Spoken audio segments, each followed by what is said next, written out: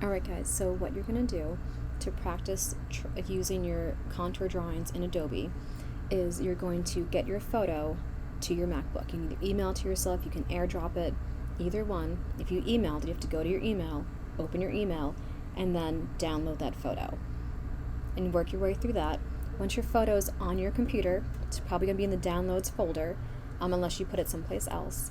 But what you're going to do first is on the MacBook, come down to where it says Finder, click on Finder, go to Downloads, and see how it says HEIC? That kind of file, this is a file type HEIC, is not supported by Adobe. So we're going to just open this, convert it to a JPEG. You do File, Export. I'm going to choose JPEG. It might be something else, but make sure you choose JPEG. Make sure this is all the way for quality at best, and hit Save. And that actually had been, if you see for this one, Export, see how this was highlighted and this was up here, so it went to my desktop. Make it go anywhere you want, as long as you can find it. And then close out of this, and close. And you're going to open Adobe, you're going to go to New File. The sizes don't matter for this because you're not going to print it. So you'll hit Create. And this is just a practice thing so you know how this Adobe works. You can either, if your piece is on your desktop, you can either drag it over and put it there. I'm going to do Command Z to undo that. If you can't drag it over, you can go to File, you can go to Place, and here you can find the folder that you have. I'd have to go, like mine's not on Downloads, I'd have to go to Desktop. I can see it's right there. I hit Place, and when I release it and click, if I click my mouse, it releases it. See how it's so big? I mean, that's a good thing. But what you're going to do is you have to click on it. This is the size of your artboard, and what you're going to do is make it smaller. Now, if I just click this double arrow and move it around, see how it changes and warps it? You do not want to do that. I'm going to hit Command Z to undo it. So instead, what you're going to do is look at the keyboard and find Shift, hold Shift down. Once you're holding Shift down with one finger, because most of Adobe is two hands, you really can't do Adobe with just one hand. So Shift is held down with one hand. You take a corner, you drag it in, see how it doesn't change the proportions.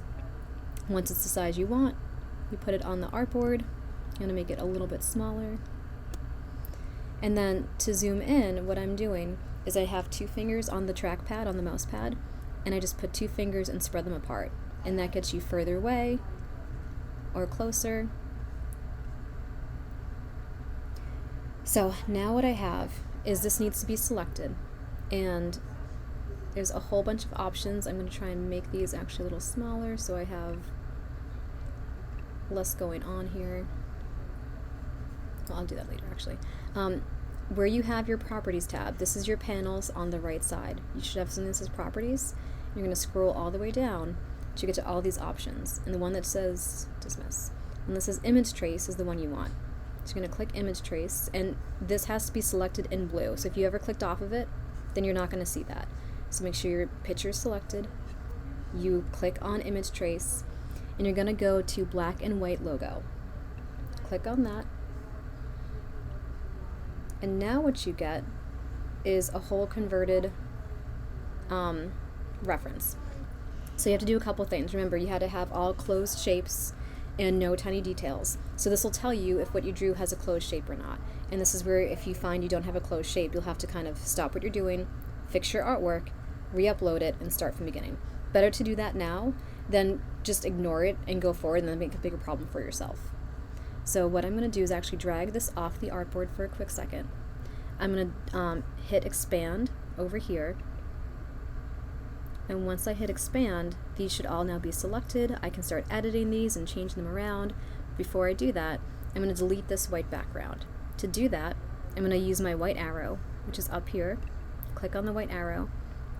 I'm going to click off of this in the empty white space, and then hit Delete. And see how I get no background? And see how this one, but if we zoom in, we'll see that there was a place where it wasn't actually connected, right there under the nose. So for that reason, I can't fill in the moon with a color.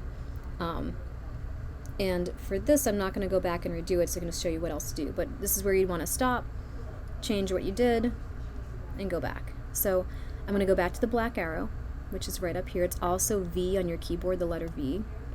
I'm going to click on any of these images. If I click in the middle, nothing happens. I have to click on an actual little part of it, drag it over. While it is selected, I hit the letter K on my keyboard, and you can see that tool lit up over here. This is the Live Paint Bucket tool, so that's the tool we're going to use. I'm going to go to my fill. Remember, this is fill and stroke, just like that box shows. I'm going to double click my fill, pick my color. This is how you can change all different colors. You can have hues, you can have lighter, darker, grayer versions. Go back to red, hit OK. And then it's a little hard to see, so I'm going to use my mouse or my 2 fingers to zoom in to see closer. And I'm going to click with the arrow in a space I want to fill. And now I think it's going to actually, see what filled in gray? That's a little glitch that happens sometimes. So I'm kind of glad it happened this time because you can see how to fix it. If it comes in gray for you, you come up here to color, and if you can't find color, you go to window, you find color there.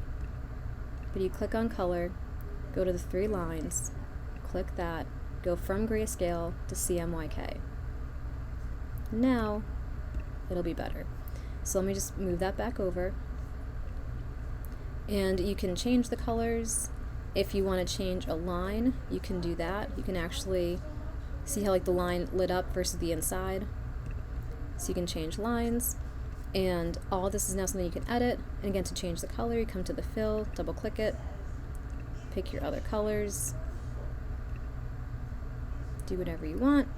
And this is what you're going to practice. You're going to see if anything's too small to fill in or too problematic, get a sense of how Adobe works, but fill in all your contour drawings, and that's your goal for this part. If you see any trash, these are like little smudges that appeared.